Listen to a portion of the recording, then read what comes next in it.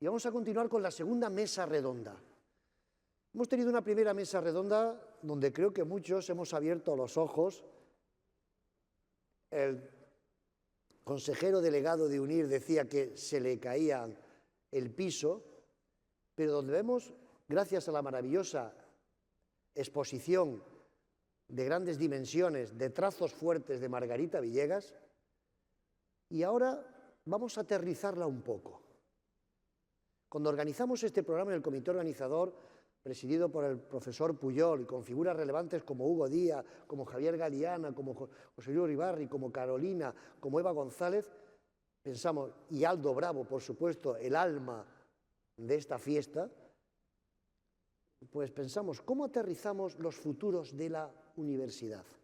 ¿Y qué mejor hacerlo? Pues con una mesa dedicada a nuevas enseñanzas para nuevas necesidades. Yo soy sociólogo y estamos en un cambio de época, no en una época de cambios, estamos en un cambio de época. Los sociólogos no nos ponemos de acuerdo para cómo denominamos a este nuevo escenario. Algunos le llaman sociedad posmoderna, otros sociedad posliberal, sociedad posindustrial, sociedad de la posverdad. Hemos puesto el pos. Pero ¿qué ocurre con nuestras universidades? Instituciones milenarias que tienen que adaptarse a nuevos ambientes y donde, como bien planteaba el rector de UNIR, nacieron con la finalidad de formar profesionales.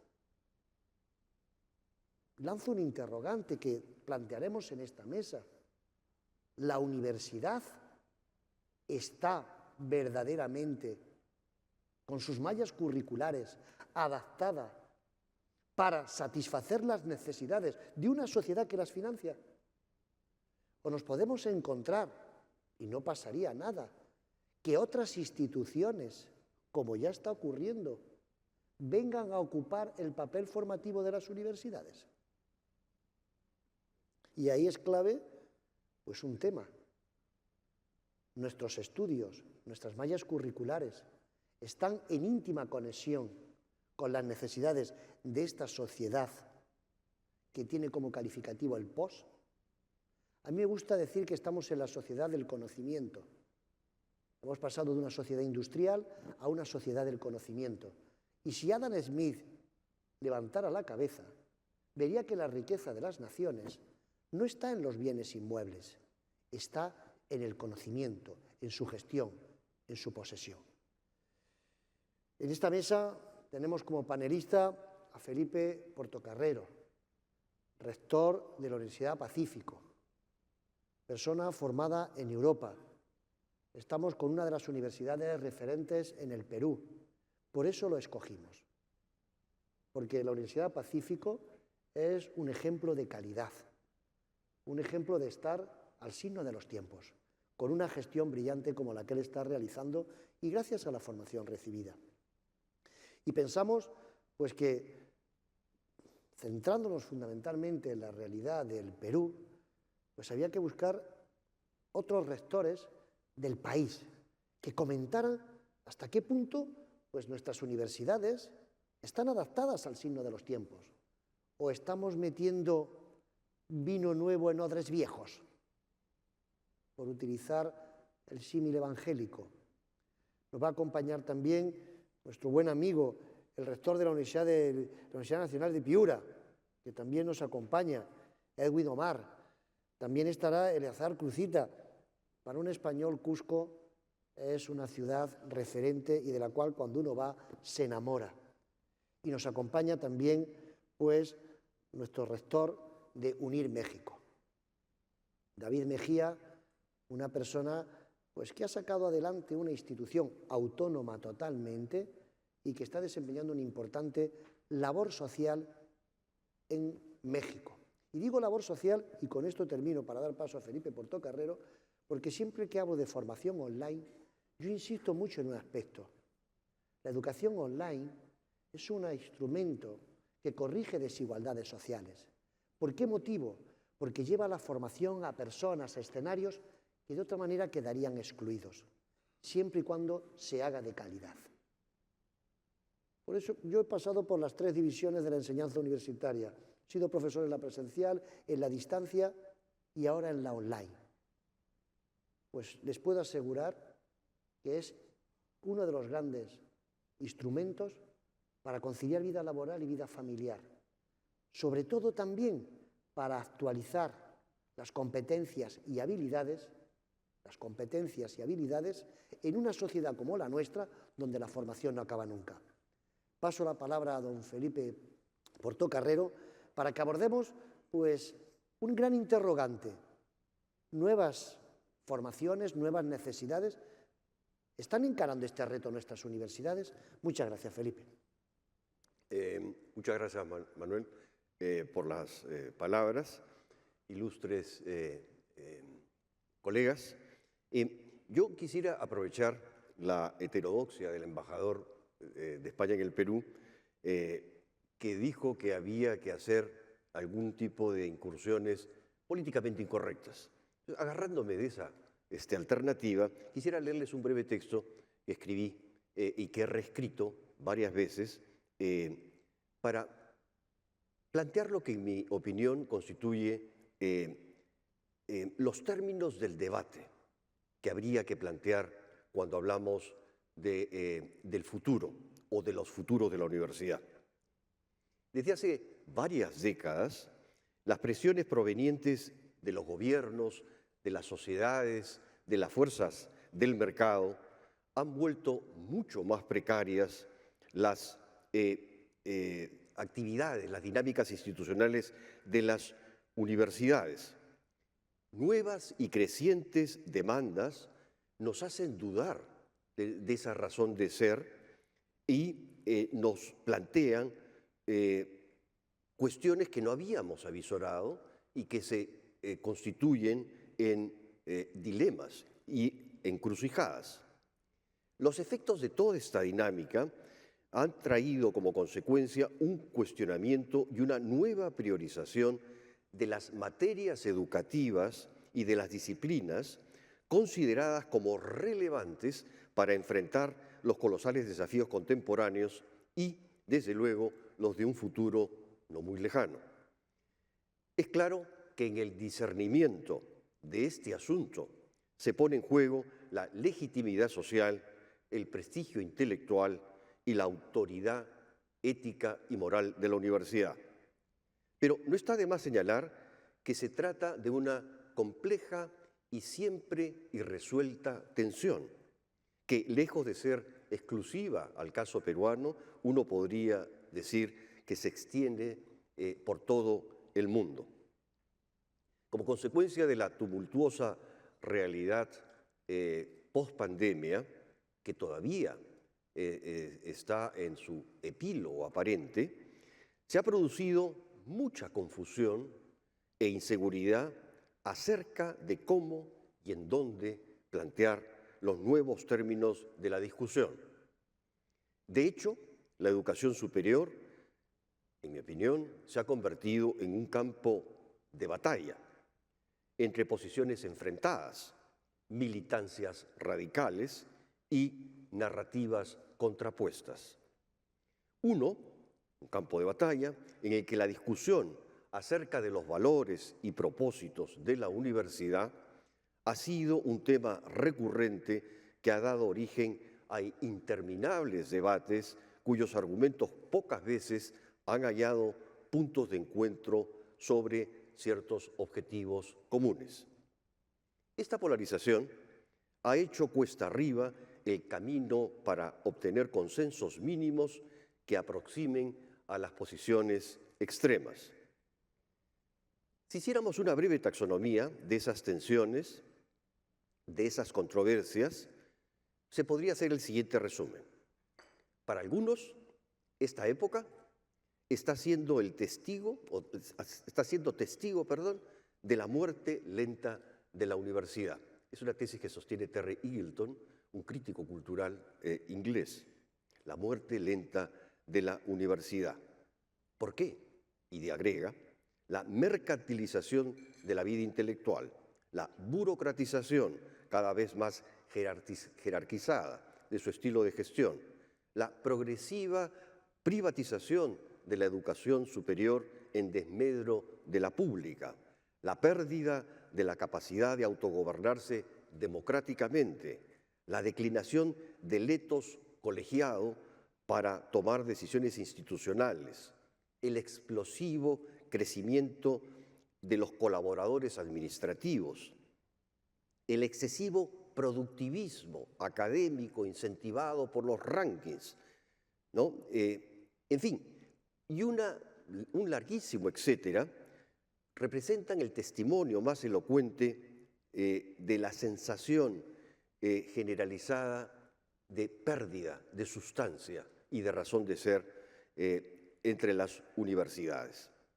Paralelamente a eso, todos lo sabemos y lo percibimos con pena, que el prestigio que tenía la actividad docente ha declinado. Las antiguas familias reclamaban, ¿no?, tener un abogado, antes incluso un sacerdote y un médico, y un catedrático. Ahora desaparecieron los catedráticos, ¿no es cierto?, y militar tampoco no tiene mucho prestigio.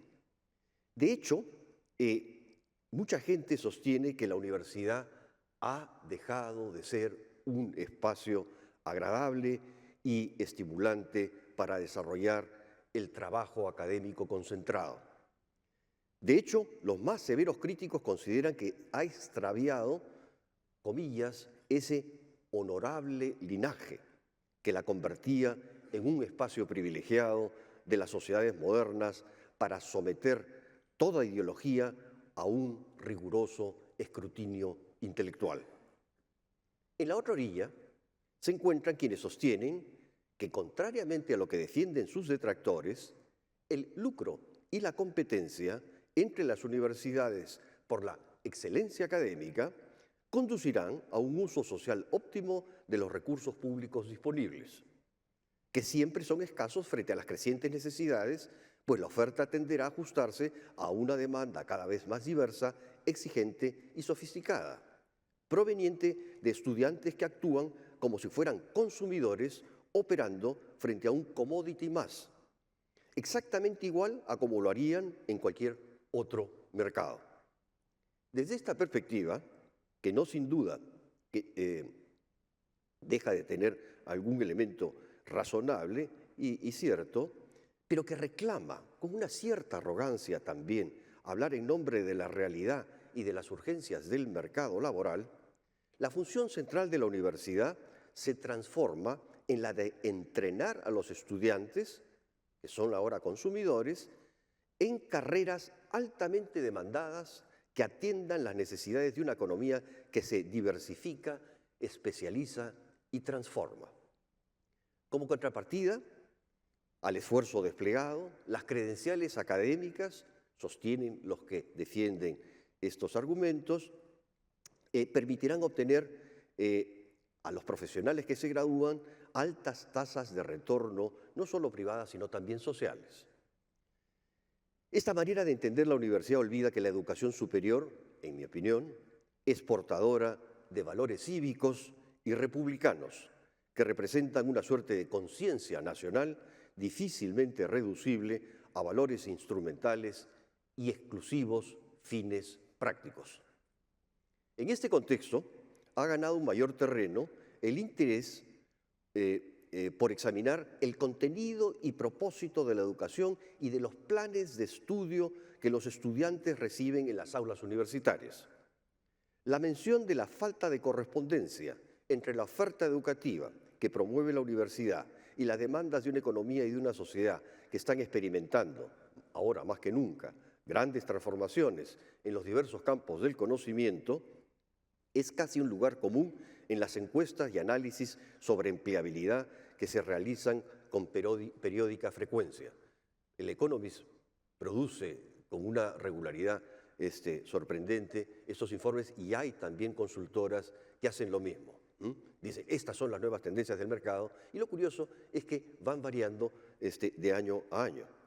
En un sentido similar, las exploraciones de los futurólogos, todos por necesidad nos estamos convirtiendo en algo de eso, sobre cuáles serán las carreras que tendrán mayor atracción y vigencia en los próximos decenios, abonan sobre el estereotipo de que los conocimientos prácticos y el manejo de softwares de la inteligencia artificial y del mundo digital desplazarán inexorablemente a aquellos otros que provienen de las artes, las ciencias humanas y las ciencias sociales. Mientras que en el primer tipo de conocimiento sus defensores le atribuyen un mayor valor en virtud de su aplicabilidad y utilidad para el trabajo y para atender necesidades sociales urgentes, la ingeniería biomédica, por ejemplo, la bioinformática, la robótica, la mecatrónica, Big Data, entre otras muchas, al segundo lo consideran como marginal, algo no prioritario e incluso inútil para enfrentar unas urgencias materiales, económicas y sociales que se consideran como impostergables en una era caracterizada por esta globalización y los sorprendentes avances tecnológicos.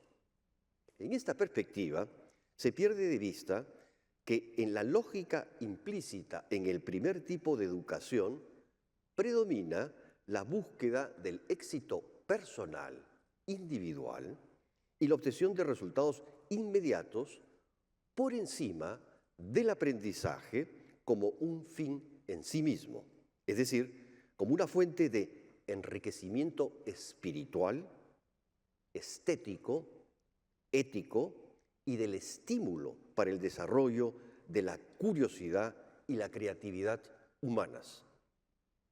Lo cierto es que la educación liberal clásica, entendida en su sentido más general como una exploración abierta a la introspección, al contraste de perspectivas, al ejercicio y aprendizaje de un pensamiento crítico y al estímulo de la curiosidad intelectual humana, está bajo asedio. En la medida en que la educación superior norteamericana es un referente mundial emblemático de este tipo de enseñanza, lo que ocurra con ella tiene una gran repercusión internacional. Los grandes libros, the great books, de la tradición intelectual universitaria de Occidente, en filosofía, historia y literatura, que permitían una educación organizada en función de principios que ordenaban la mente de los estudiantes, ahora son considerados por algunos como expresiones elitistas y obsoletas. La generalización de este nuevo sentido común ha provocado que en Estados Unidos, en las últimas 4 décadas, carreras como la literatura, la filosofía, hayan visto disminuir a la mitad el número de sus estudiantes de pregrado, mientras que las vinculadas a los negocios han duplicado su demanda. Algunos autores han abordado en profundidad el tipo de conocimientos pertinentes para formar jóvenes cuyas vidas discurrirán en un mundo de complejidad creciente y en el que la tecnología jugará un papel central en su educación.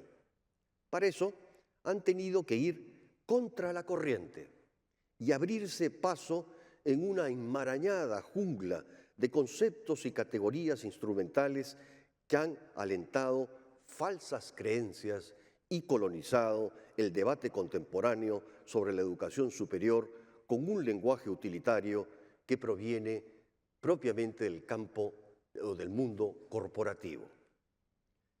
Para ellos, la educación liberal puede convertirse en un antídoto contra la indefensión existencial a la que nos empuja el mundo contemporáneo, pues proporciona a la juventud el poder de controlar sus propias vidas y contribuye a una mayor capacidad para ser trabajadores productivos, pero también a estar interesados en ser buenos compañeros, amigos, padres y ciudadanos.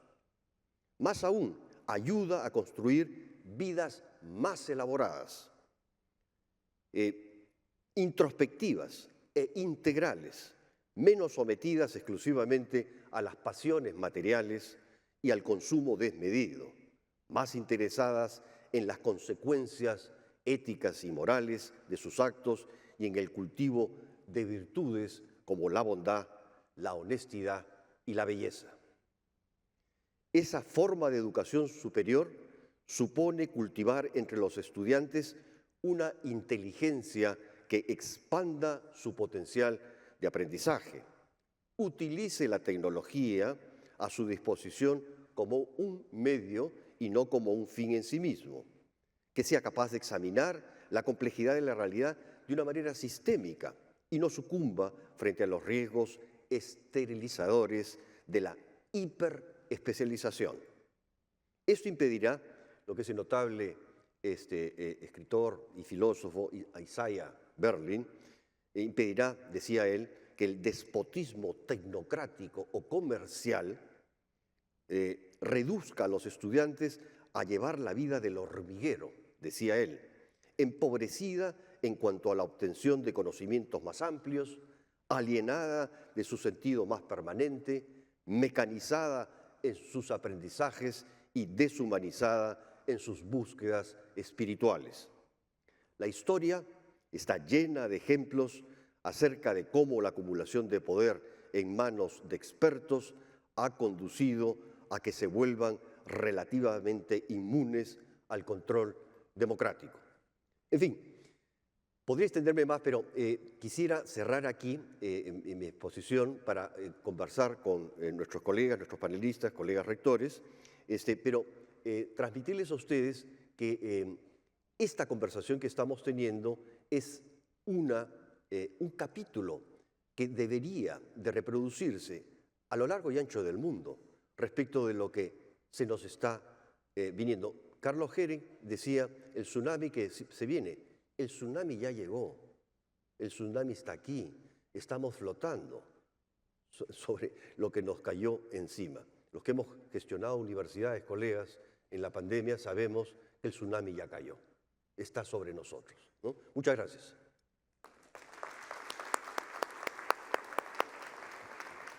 Sí, muchas gracias, Felipe Portocarrero. La verdad es que has tenido una frase de trazos fuertes, la lenta muerte de la universidad.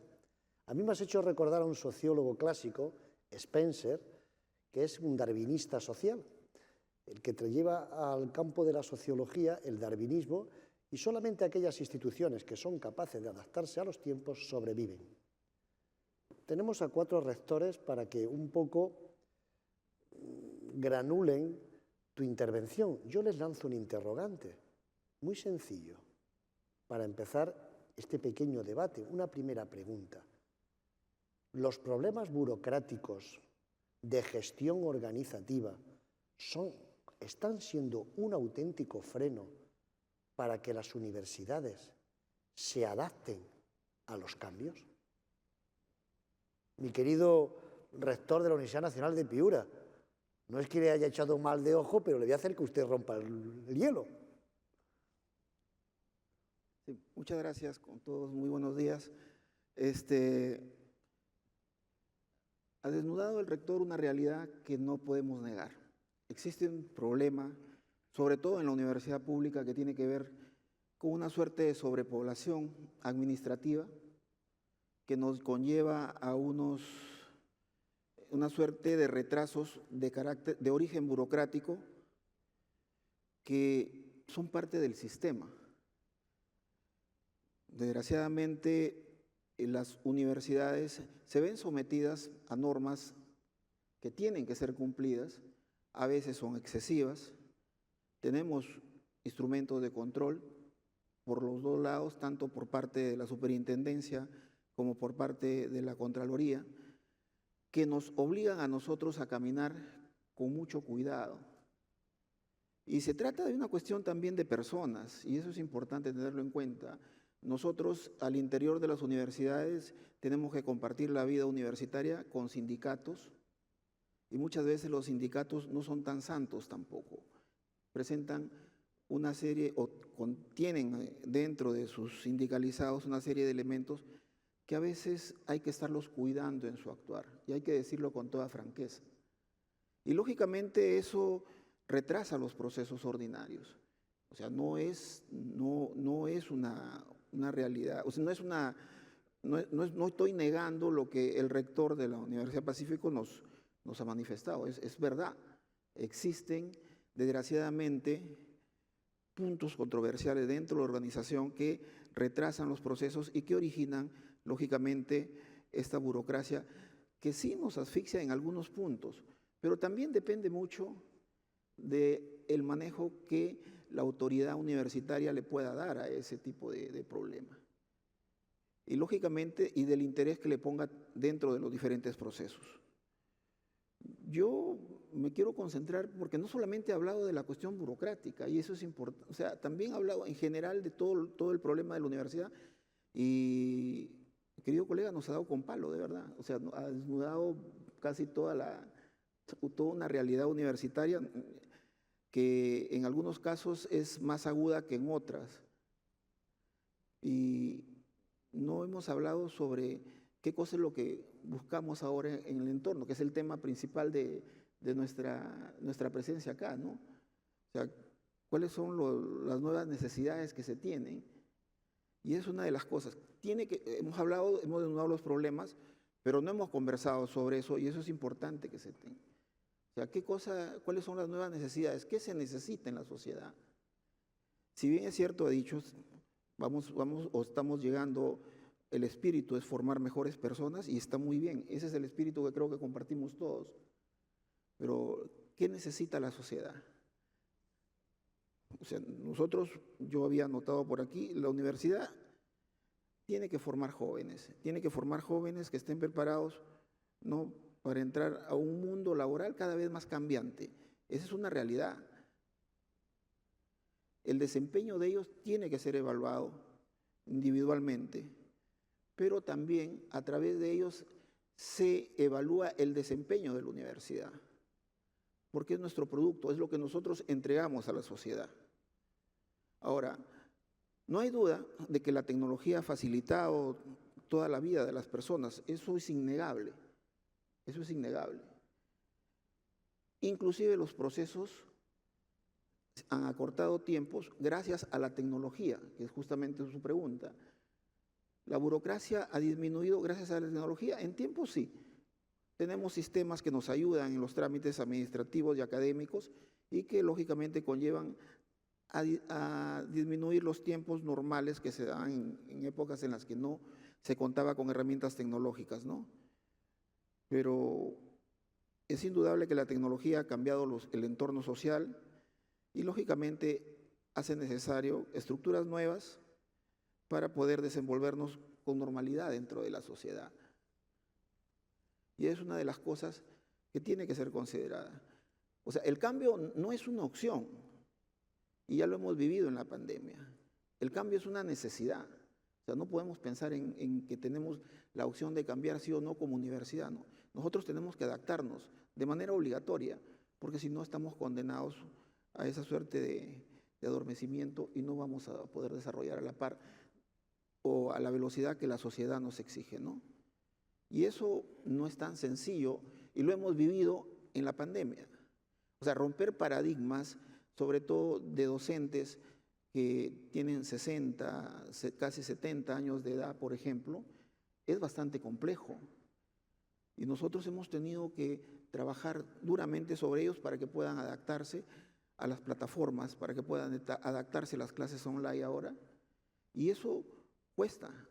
Y no solamente estamos hablando del costo del equipo necesario, no estamos hablando del costo solamente de la banda ancha que se necesita, de las plataformas, etcétera, no. También cuesta estarle enseñando al docente y meterle en la cabeza de que eso lo tiene que aprender, pues porque es obligatorio que lo aprenda, porque si no, no va a poder dictar su clase. Lo hemos vivido durante la pandemia, pero de ahora para adelante va a tener que ser rutinario también. Cuesta mucho con esos docentes, por ejemplo. O sea, hay que hacerles entender de que ahora todo el mundo se mueve de manera digital. Tenemos billetes online, ahora se paga con tarjeta o a través de sistemas, etcétera, y cada vez va creciendo más ese modo de pago, por ejemplo, y si no te adaptas, ya llegará un momento en que la billetera no te va a servir y no vas a saber cómo cancelar, cómo pagar, por ejemplo, ¿no? Las modificaciones, todos los días crece la demanda por un mayor ancho de banda, y es la verdad. O sea, nosotros ya en algún momento tenías un ancho de banda, resulta que ahora es obsoleto y necesitas ir creciendo y creciendo y creciendo porque la demanda se va haciendo más grande, ¿no? Lógicamente los idiomas te ayudan, hay que tener un conocimiento de idiomas, ya se dijo acá, ¿no? Hay consecuencias, la necesidad de medios de transporte es mucho más rápido, se necesita, ¿no? Son problemas que existen. Se dijo acá, problemas que hay que resolver, lo dijo la doctora que me antecedió del Ecuador. Hay problemas que hay que resolver y es cierto. Lo que no estaba de acuerdo, y eso permítanme decirlo, es que nosotros no estamos para resolver problemas. Que si el problema existe, tenemos la capacidad de resolverlo, por supuesto, se debe tener. Nosotros, nuestros alumnos, la universidad, tiene que tener la capacidad de resolver problemas, estoy de acuerdo, tiene que ser así. Pero no estamos para resolver problemas. El principal mensaje que yo dejo es que nosotros estamos acá para evitar que el problema suceda. O sea, la concentración de esfuerzos de la universidad es enseñarle, meterle en la cabeza al alumno que nosotros no los estamos formando para que resuelvan problemas, que lo tienen que saber, no hay duda, van a decir algunos, por supuesto, pero lo ideal es que estén ahí para evitar que el problema suceda. Y nosotros estamos aquí para evitar que el problema suceda. Esa es la verdad. Muchas gracias.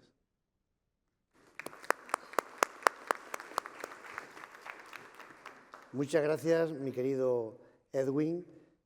Has puesto un tema clave que has esbozado. Muchas veces cuando hablamos de nuevas formaciones para nuevas necesidades, pensamos sencillamente en cómo satisfacer a esa sociedad que demanda una formación actualizada. Y nos olvidamos del profesorado. Nos olvidamos del profesorado. Y yo le voy a lanzar la pregunta, si me lo permite, a mi querido rector Eleazar Crucinta, de la Universidad de San Antonio Abad del Cusco. El profesorado, ¿se le está prestando la suficiente atención? ¿Se están invirtiendo los suficientes recursos para que sea el docente del siglo XXI que sepa formar para nuevas necesidades? En España hemos vivido, igual que creo, yo cuando me he recorrido este maravilloso país, le he insistido a muchos de vosotros, mis queridos rectores, el profesor virtual no es el profesor de la presencial. No estamos ante un profesor que hay que ponerlo delante de la plataforma Zoom y que repita lo mismo. Hay que dotarlo, hay que habilitarlo, hay que darle una serie de competencias, hay que darle una serie de habilidades, tiene que manejarse en un aula virtual, tiene que elaborar unos contenidos. Mi querido rector, le dejo con el tema del profesorado, porque es la figura, es la piedra angular de una institución como la universidad. Muchas gracias. Antes de dar la respuesta a la interrogante, permítame contextualizar un poco y ponernos en una realidad sobre el tema que está tratándose. Y en realidad me felicito estar en este evento académico porque me apertura y veo de distinta manera mi propia realidad. La pandemia ha agudizado tremendamente la crisis universitaria, la crisis del sistema universitario peruano y mucho más la crisis del sistema universitario de la universidad pública, donde lamentablemente en el Perú no existe una política de educación superior universitaria. Es inexistente.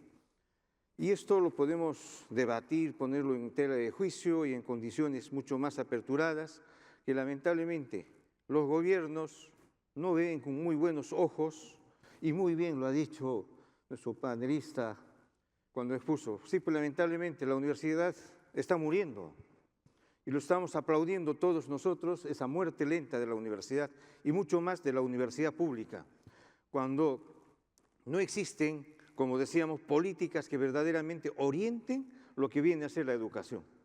Simple y llanamente existen acomodos, reacomodos, parches, etcétera, que no sustentan verdaderamente el contexto de lo que vendría a ser la educación superior universitaria, fundamentalmente.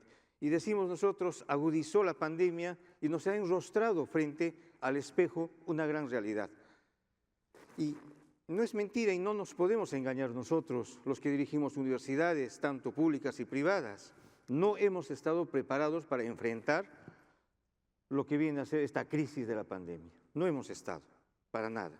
Al menos hablo sobre todo de mi universidad y desde luego de las diversas universidades. ¿Por qué digo no hemos estado? Porque si ahora nosotros vemos 2 años y medio han concluido ya un grupo de nuestros estudiantes como profesionales y 2 años y medio han ingresado estudiantes nuevos. ¿En qué sistema? Simple y llanamente donde el profesor, y tocó ahí un hecho muy importante, se pone a la pantalla, explica y el estudiante recepciona. Y en el caso nuestro, ¿cómo recepciona ese conocimiento?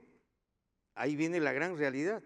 En el caso, por ejemplo, de nuestras universidades, y sobre todo la Universidad del Cusco, y es una gran realidad, nuestro estudiante recibe pues las clases en un celular de quinta, en un celular donde simplemente le sirven muchos de los casos, ¿para qué?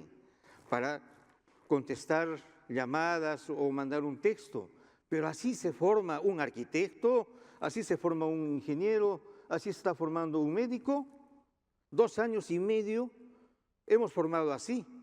Y 2 años y medio han ingresado nuestros estudiantes. Esa es nuestra triste realidad y por eso decimos se ha agudizado con la pandemia la crisis de la universidad peruana. Y esto nos enrostra y nos hace repensar fuertemente en el sistema universitario. ¿Qué hacer nosotros frente a todo ello? ¿Y qué hacer frente a todo esto que nosotros estamos sentados acá? Frente a grandes avances significativos, a grandes, inmensos avances, que prácticamente muy bien nos los han pintado y nos han dicho, esto ya no es ni siquiera un terremoto, es una inmensidad, porque el conocimiento aplasta. Pero aplasta ¿frente a qué? Frente a una realidad donde, muy bien, mi colega rector de Piura ha dicho, sí, pues tenemos profesores de 50, 60, 70 años que lamentablemente no estaban en condiciones ni la preparación necesaria para enfrentar este nuevo sistema de la educación virtual. Y mucho más el estudiante. Pero en esas condiciones de la gran realidad estamos afrontando un sistema universitario. Un sistema universitario donde muchos de los casos ahora estamos en discusiones casi un poco, podemos decir, hasta fantasmagóricas en sistemas de reformas, contrarreformas, cuando el problema de fondo es la crisis de la política del sistema universitario. Y enfrentar ello es justamente tarea de los propios universitarios y es tarea de eventos como acá, de poner, como ya alguna vez nuestro gran maestro lo dijo, pues un sistema podrido, donde ponemos el dedo, sale pus, y está saliendo la pus acá, una gran realidad latente nuestra. Envidia da a nosotros, por ejemplo, de las universidades públicas cuando asistimos a estos eventos tan trascendentales donde el conocimiento, la ciencia, la tecnología avanza vertiginosamente y tan grande. Y nosotros decimos, ¿y mi realidad cuál es? Y ahí viene ese aparato de esa fuerza tan grande que se dice, enfrentar a un monstruo tan grande como universidad pública, el aparato burocrático. Para sacar una simple cosa, uno tiene que pasar meses y hasta años para lograr una acción. Y la burocracia es terrible, y mucho más ahora se ha acrecentado cuando el sistema universitario nosotros tenemos que tocar la puerta primero para cualquier accionar, Ministerio de Educación. Del Ministerio de Educación hay que tocar la puerta del Ministerio de Economía, y hasta ahí la gestión va pasando. Discúlpenme, yo estoy 1 año de gestión en mi universidad y ando desesperado, porque las cosas van avanzando. Y ya digo, ya me queda 4 años. ¿Y qué han sido de mis otros colegas?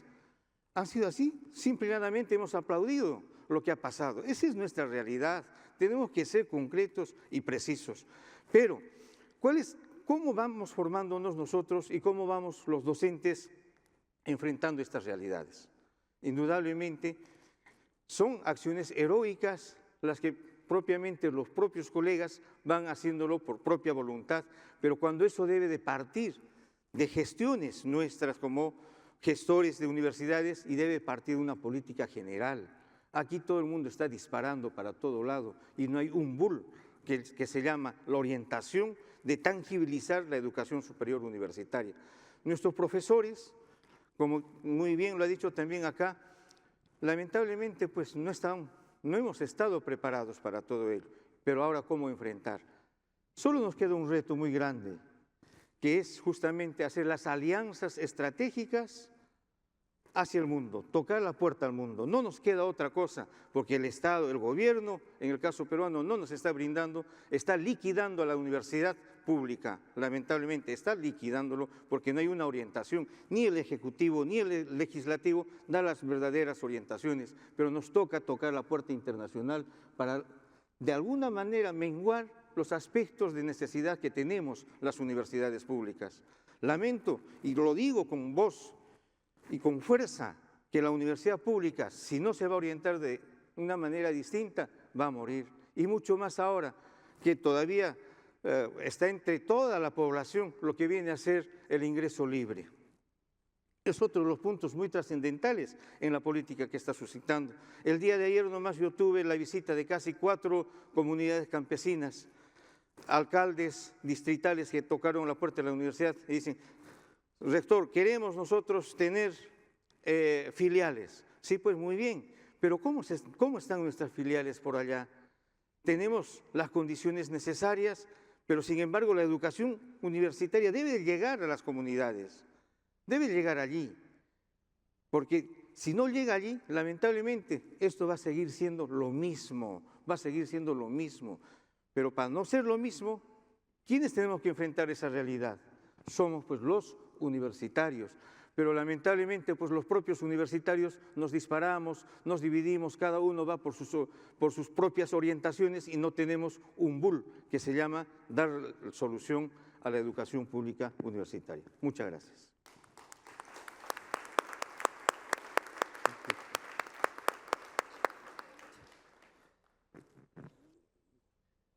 Cuando hablamos, pues, de nuestros estudiantes, en este contexto de nuevas enseñanzas para nuevas necesidades, utilizamos muchos conceptos: clientes, futuros profesionales, ciudadanos. Yo creo que en más de una ocasión nos estamos olvidando que educamos personas. Y quizás haya que dar una vuelta atrás y retomar ese concepto.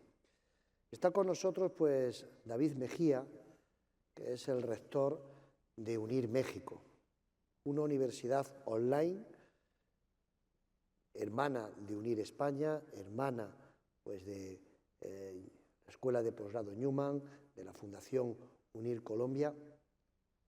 David, yo te lanzo esta pregunta al hilo de la intervención de Felipe Portocarrero. ¿Cómo conseguir introducir la sociedad más dentro de la universidad, para que tenga voz a la hora de formar ciudadanos, formar profesionales, formar personas? Muchas gracias, Manuel. Muchas gracias a los compañeros aquí en este estrado. Desde luego, lo que el doctor Portocarrero nos ha señalado, y además con yo diría, un dejo de claridad suficiente para que nos pongamos a revisar este tipo de cosas. Esta mañana ha sido una mañana, yo te diría, terriblemente enriquecedora en muchos sentidos, ¿no? de los diferentes mensajes que hemos escuchado. Y yo creo que en mucho de ello está la parte importante de cómo hacemos que todo este trabajo que hoy le seguimos llamando educación superior universitario impacta realmente en la sociedad. Y déjame decirte que voy a citar algunos autores. Uno de ellos ya fue citado hoy hace un rato, es Ray Kurzweil, que es el creador de este famoso libro de La singularidad está cerca. Y a partir de ahí se creó una universidad que le llaman la Singularity University. Y en Singularity University lo que han hecho es justamente aprovechar todo lo que estamos haciendo alrededor de la tecnología, pero para que tenga un impacto directamente en la sociedad, en el tema que además nos compete en esta sesión de la empleabilidad también, porque si no nos estamos quedando atrasados. Pero no solo eso, se ha hablado también de reducir brechas, y el tema de la reducción de brechas, que más que reducción de brechas yo lo que diría es, tiene un dejo totalmente algebraico, ¿no? Cuando en el álgebra pintábamos los famosos diagramas de Venn y veíamos que teníamos un conjunto aquí, otro conjunto acá, decíamos, ¿dónde me interesa que se intersecten? ¿Dónde tengo que buscar el punto de intersección, no los tengo que tener separados. Si la intersección es vacía, los dos conjuntos no están caminando bien. Si la sociedad y la educación superior no se logran intersectar, algo no está caminando suficientemente bien. Pero aquí entra el juego también de la famosa hélice de las 3 aspas, ¿no? Quienes participan ahí y demás. Mencionaba muy bien el doctor rector de la Universidad de Cusco el tema de las políticas públicas, por ejemplo, ¿no? Entonces también entra otro conjunto más a buscar esa intersección. Entonces va a haber impacto en la sociedad si hay un trabajo importante también en la función de gobierno, si hay un trabajo importante desde luego en la universidad, pero si también hay un trabajo importante en la industria que está recibiendo todo esto, ¿no? Ya nos fuimos a una cuarta aspa de esta hélice y le podemos seguir poniendo más aspas, pero lo importante es cómo logramos que esto se dé.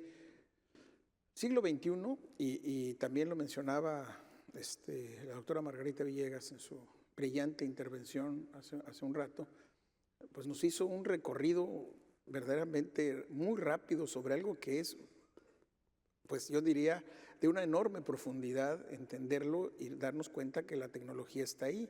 Pero también tocaría yo el punto de decir, qué paradoja estamos viviendo, por ejemplo, en las universidades y en la propia sociedad, ¿no? Si el alumno en su casa, en el ambiente social, accede a los videojuegos, accede a los videos de transmisión de streaming y llega a la escuela y no encuentra nada de eso, porque no hay banda ancha, porque no hay infraestructura, porque la burocracia universitaria sigue atrasada, porque no ha querido sumarse. Y entonces uno dice, no, el error es ese, la docencia, el estudiantado, la gestión de la universidad también tiene que intersectar para que esto nos haga caminar suficientemente bien. Y eso se va a ver reflejado ¿dónde? Pues nuevamente en el esquema social. Durante mucho tiempo pensamos que el alumno de educación superior era muy independiente, era muy autónomo. Hoy nos damos cuenta que no, hoy requiere de estar trabajando muy de cerca en el entorno social. Y algo que mencionabas, Manuel, hace un momento, del impacto que puede tener una universidad como UNIR en la sociedad, pues tiene que ver con eso, la búsqueda, por ejemplo, de contenidos, de desarrollo de profesiones que realmente se vivan en ese sentido. Yo te diría que la cuarta revolución industrial, que además coincide que ahorita están reunidos nuevamente en Davos, después de mucho tiempo que no se habían reunido presencialmente, y que están discutiendo esto que hace ya 6 años presentaron, 7 años, por primera vez como la cuarta revolución industrial del Foro Económico Mundial, pues ellos lo que decían es que tenemos que buscar para que haya ese impacto realmente detrás de todo eso. Bueno, el talento en el siglo XXI, aunque aquí también nos hemos dividido, pues en no nos quisimos llamar baby boomers, sino nos llamamos viegenials, como decía Margarita, pero al final nosotros tuvimos que ver mucho con el talento que se está viviendo hoy día, y yo te diría que tiene que ver en esa parte. La pregunta importante hoy que nos tenemos que hacer es si tenemos habilidades requeridas o no, o si tenemos el potencial para aprender esas nuevas habilidades, y eso la sociedad lo está reflejando claramente, ¿no?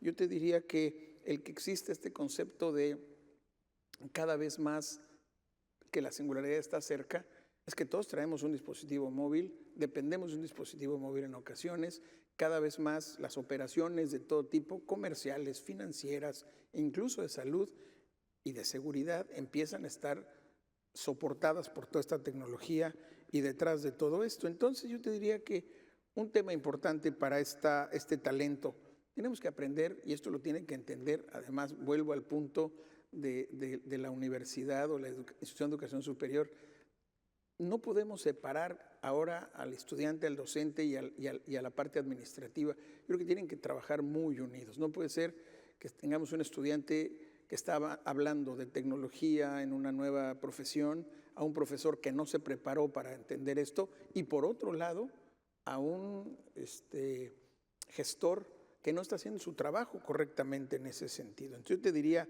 la cuarta revolución industrial por supuesto que nos cambia todos estos paradigmas en los cuales hemos venido desarrollando de esta manera el talento. Necesitamos modificar en muchos sentidos para lograr este impacto sustancialmente, desde luego, el modelo educativo tradicional, y aprovechar todas las oportunidades. Uno es entender muy bien el cambio de alcance, ¿sí? Anteriormente la gente estudiaba una profesión, salía a trabajar y con eso pues aparentemente había alcanzado un nivel de, digamos, logro individual o personal o familiar y era suficiente.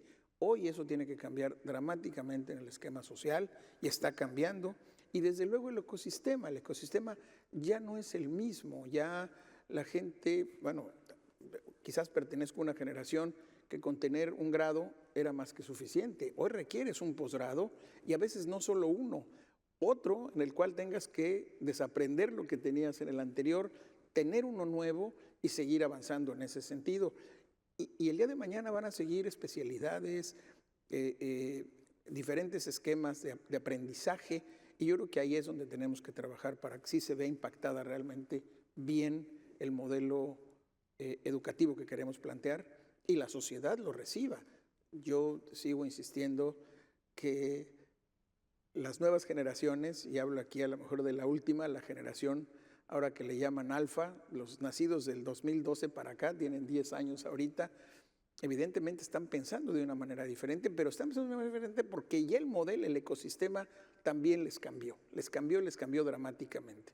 Entonces tenemos que vivir con eso y aprender a qué sucede. No es fácil. Latinoamérica, y aquí lo estamos viendo, y he escuchado a los rectores con ese punto de vista tan fuerte y tan sólido, requiere muchas cosas, evidentemente, requiere infraestructura, requiere presupuesto, requiere políticas adecuadas, y lo vivimos todos. Yo vengo de México, comparto con Perú en este momento esta mesa, pero la realidad es que México también lo tiene. México es un país muy extendido y tenemos zonas con graves carencias, pero eso no quiere decir que el modelo no pueda permitir realmente lograr ese impacto seriamente en ese sentido, en todos los aspectos que queremos plantear y queremos llegar a eso. Ese sería mi mensaje. Muchas gracias, Manuel. Muchas gracias a todos.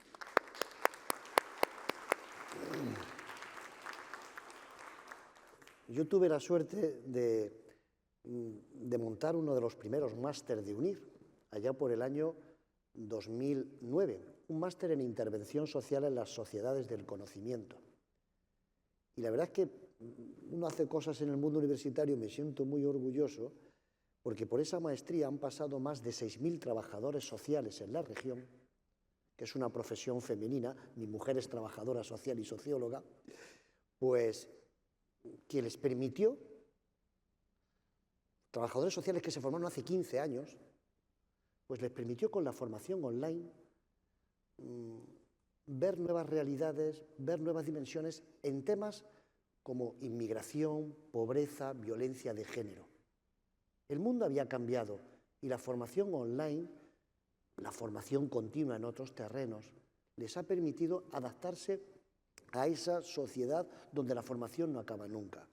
Mi querido rector Carlos Vázquez de la Universidad Nacional de Trujillo, yo le pregunto ahí, si nos quedamos con la enseñanza reglada de los pregrados, nos quedamos con la enseñanza reglada de las maestrías, en esta sociedad donde la formación no acaba nunca, donde constantemente tenemos que adaptarnos, donde el conocimiento se queda oxidado, donde lo que hemos aprendido ayer ya se ha quedado anticuado, ¿qué papel puede desempeñar la universidad?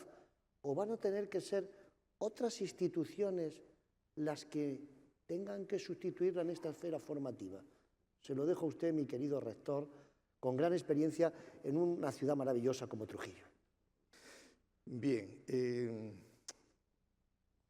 la universidad en ella no radica sino la fuente del conocimiento y el cambio, ¿cierto? Por eso quiero empezar, antes de ir directamente a la respuesta, un poco recoger lo que se dijo por parte del primer expositor, no como una postura de él, sino como una expresión de alguien que se constituye una suerte de corriente de pensamiento en el Perú. La universidad está condenada a morir, ¿no es cierto?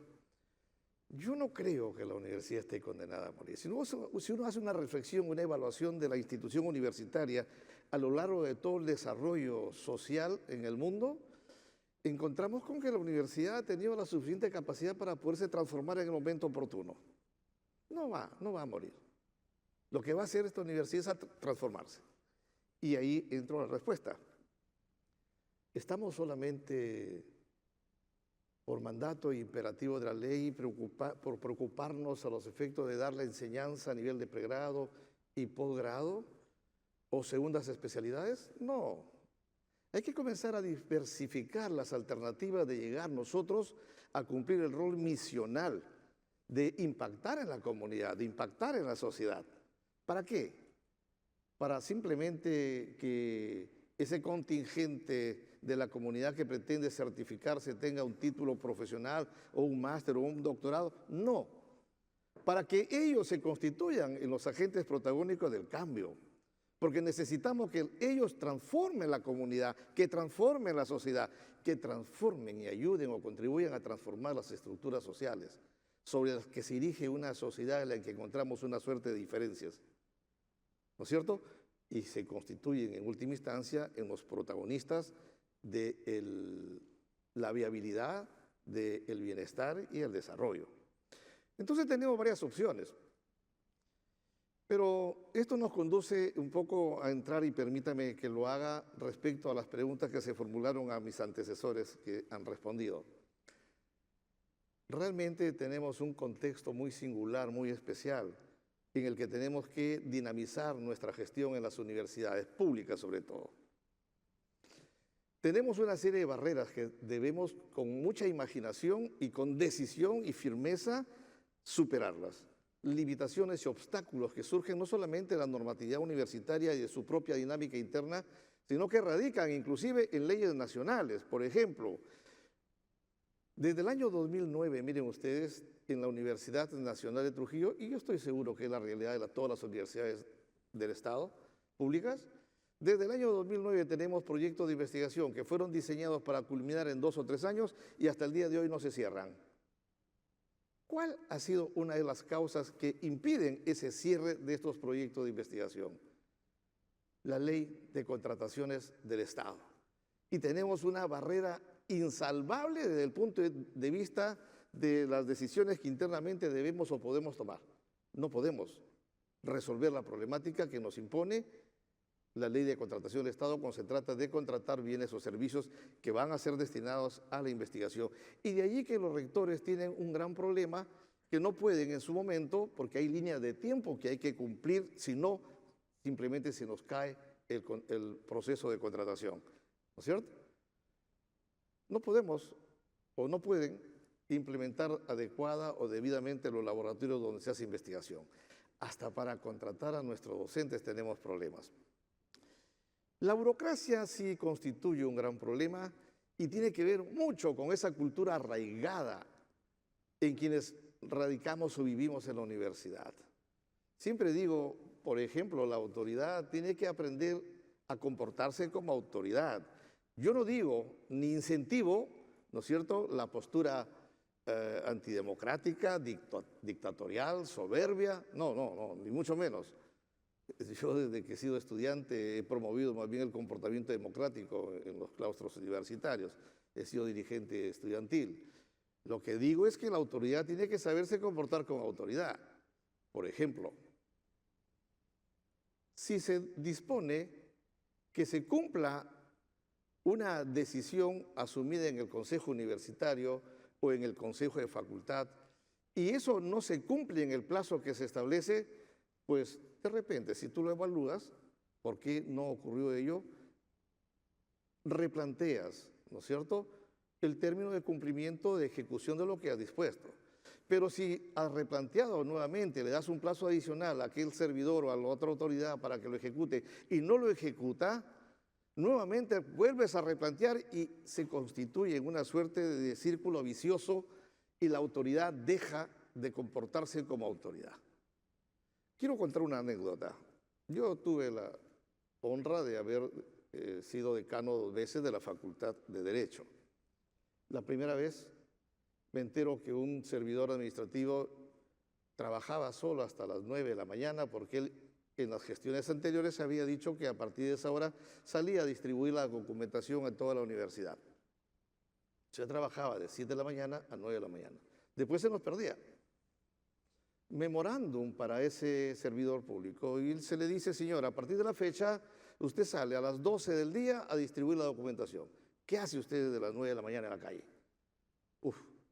Convocatoria de los servidores administrativos de la Facultad de Derecho contra el decano porque había enviado un memorándum. El memorándum decía, señor, usted a partir de la fecha trabajará distribuyendo la documentación a partir de las 12 del día. Pero ¿cuál era la reclamación que hacía el colectivo de trabajadores? Reclamaban que por qué se había sancionado al trabajador a través del memorándum. O sea, ni siquiera sabían ni tenían conocimiento de lo que era un memorándum. ¿Qué implica eso? Mira, es la expresión de la desidia y del no comportamiento adecuado a lo que resulta ser la necesidad de comportarse como autoridad universitaria. Porque la autoridad se comunica en la administración pública y obviamente seguro también a nivel de la actividad privada a través de un documento. Porque ese documento que tú le envías a ese servidor tiene una finalidad determinada, evaluar en lo inmediato si cumplió o no cumplió con lo que tú como autoridad universitaria decidiste, ¿correcto? ¿Y para qué?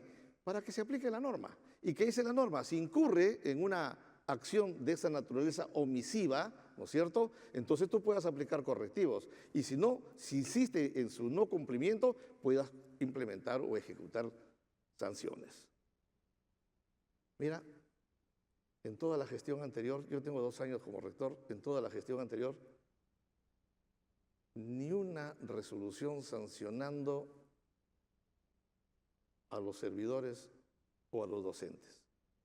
Yo no soy, quiero por el amor de Dios, por favor, no me vean ustedes como a una autoridad autoritaria. No, lo que quiero decir es que hay que ordenar la casa y entonces ahí entramos al tema de la cultura a la que hacía referencia hace un momento. Hay una cultura muy singular, muy especial que hay que comenzar a revertir en la universidad peruana. Y es la cultura del dejar hacer, dejar pasar. No permitamos ello. Con eso creo que estamos haciendo bastante, bastante, como para sentar la base y comenzar a trabajar más ordenadamente. Hay que ordenar la casa. La universidad no está destinada a morir, la universidad pública. Esa es la corriente de opinión que han generado quienes desde la otra orilla de la universidad pública sí estarían interesados porque tienen pretensiones e intereses totalmente distorsionadas en relación a lo que resulta ser la actividad privada. La actividad privada debe ser el soporte para impulsar las otras esferas de desarrollo por parte del Estado, para que apoyen, para que contribuyen, para que viabilicen. Aquí tenemos la gran oportunidad de tener 2 sectores, universidad privada y universidad pública. Pues podemos apoyarnos mutuamente. Lo que pasa es que del lado del sector privado hay quienes más bien pretenderían, sí, que la universidad pública muera, fallezca, para generar mayor rentabilidad.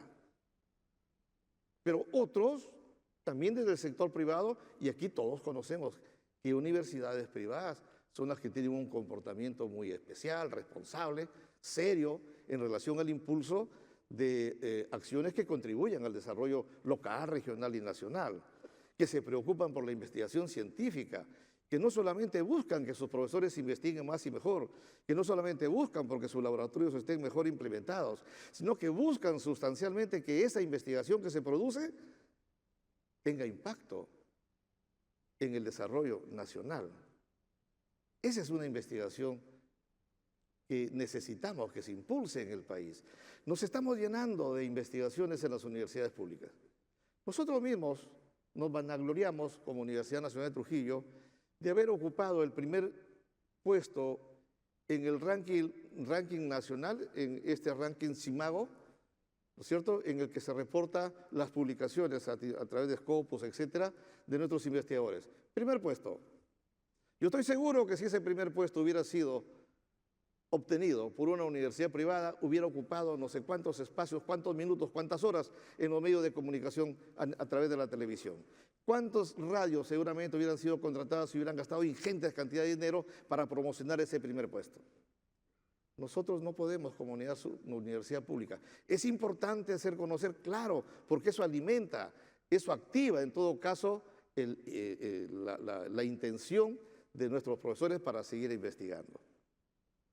Hemos dicho nosotros en nuestra universidad, muy bien, vamos a ordenar el tema de la investigación. Primero, démosle un tiempo determinado a los investigadores.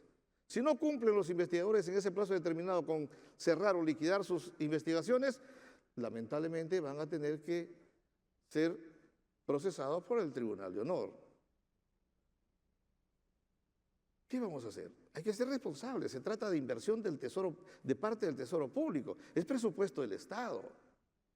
Y no podemos malgastarlo. ¿No es cierto? Hemos dicho de igual manera, vamos a modificar la normatividad interna para estimular, para incentivar a nuestros docentes que se dedican a la investigación. Las universidades públicas casi no nos preocupamos por estimular directamente con nuestros propios recursos a los docentes investigadores. Profesor que publica su artículo, por el solo hecho de publicarlo, tiene un incentivo o un estímulo económico con los recursos directamente recaudados. Y además a ese profesor se le cancela, se le devuelve, se le restituye el más alto porcentaje respecto al costo que tuvo la publicación en una revista internacional. Eso estamos haciéndolo. Pero sobre todo, estamos generando un quiebre en el desarrollo y en la ejecución de las investigaciones. Miren, nosotros dijimos cuando pretendíamos conducir la universidad, esta es una universidad que tiene una gran deuda social como todas las universidades públicas, que pagarle al país, que pagarle a la comunidad, que pagarle a nuestro pueblo. Y entonces vamos a generar una gestión para que transite esta universidad trasuntando los muros fríos de la propia universidad, romper con ese concepto de claustro universitario y caminar al encuentro de la comunidad, caminar al encuentro de nuestro pueblo. ¿Cómo vamos a caminar si no hacemos investigación con resultados que impacten en el desarrollo regional, nacional? ¿Cómo vamos a abrazarnos con la comunidad, con el pueblo, si nuestras investigaciones sirven solamente para estimular el ego de algunos docentes universitarios y comenzar a ser captados por las universidades privadas, porque se publicitan y se marketean, ¿no es cierto?, con sus artículos publicados en las mejores revistas del medio a nivel nacional o internacional?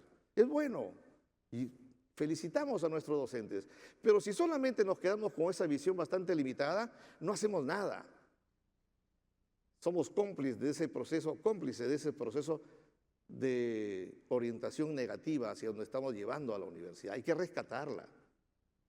Entonces, hay condiciones que no permiten seguir impulsando el desarrollo como debe ser de la universidad.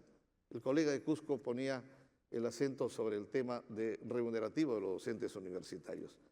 Este es un país en el que, no obstante estar consagrado como precepto constitucional el derecho de los docentes para homologar nuestras remuneraciones con los jueces y los fiscales del país, sin embargo no se cumple. Letra muerta.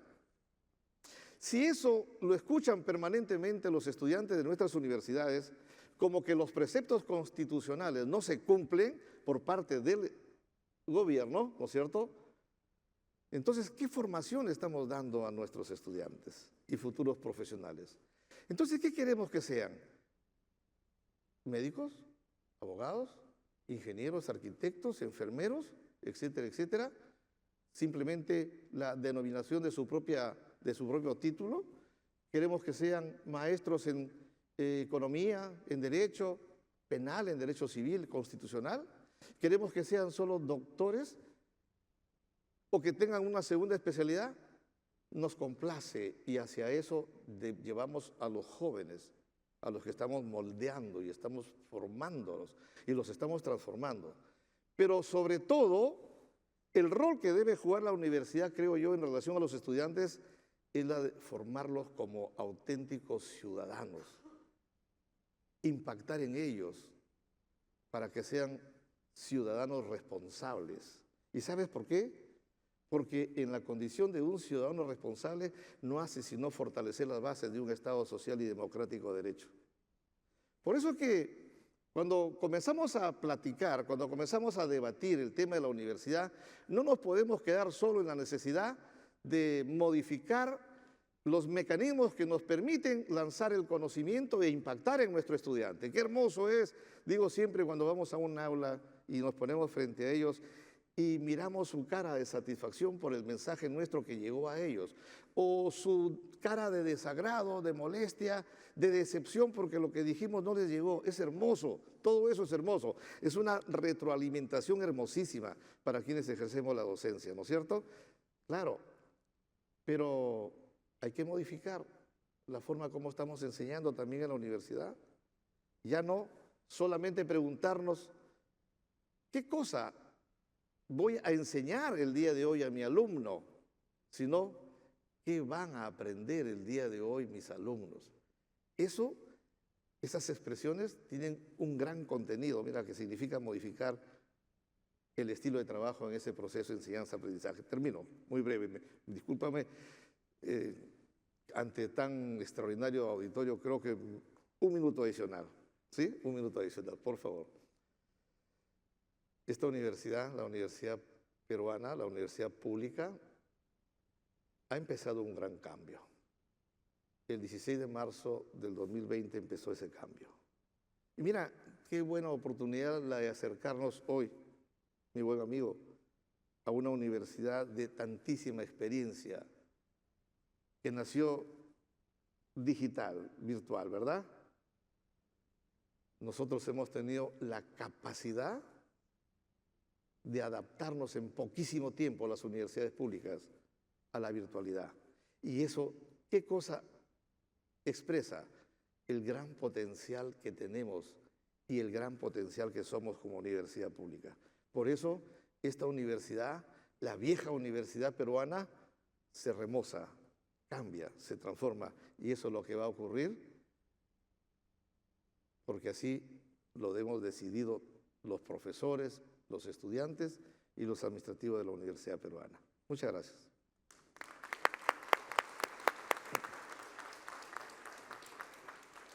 Muchísimas gracias pues, al panelista Felipe Portocarrero, también a todos los expertos que han participado. Si hoy tuviéramos que reunirnos otra vez el comité organizador presidido por el profesor Pujol y compuesto por Hugo Díaz, Joaquín Uribarri, a lo mejor le hubiésemos puesto la frase con la que empezábamos este debate, pero entre interrogaciones. ¿Estamos asistiendo a la muerte de la universidad? Creo que le hemos dado respuesta, se lo agradezco de verdad, y ahora vamos recuperando el tiempo. Vamos a tener un descanso. Insisto, en todos los trabajos se fuma, pues aquí vamos a comer. Nuestro descanso va a ser pues, hasta las 4, que estamos de nuevo aquí para con la siguiente mesa redonda, Ciudad, Universidad y Territorio, que moderará el profesor Pujol. Gracias a los panelistas, gracias de verdad en nombre de UNIR. Creo que ha sido una mesa interesante y sobre todo un gran público que está asistiendo de forma pues, académica, como los que estamos aquí, académicos. Muchísimas gracias.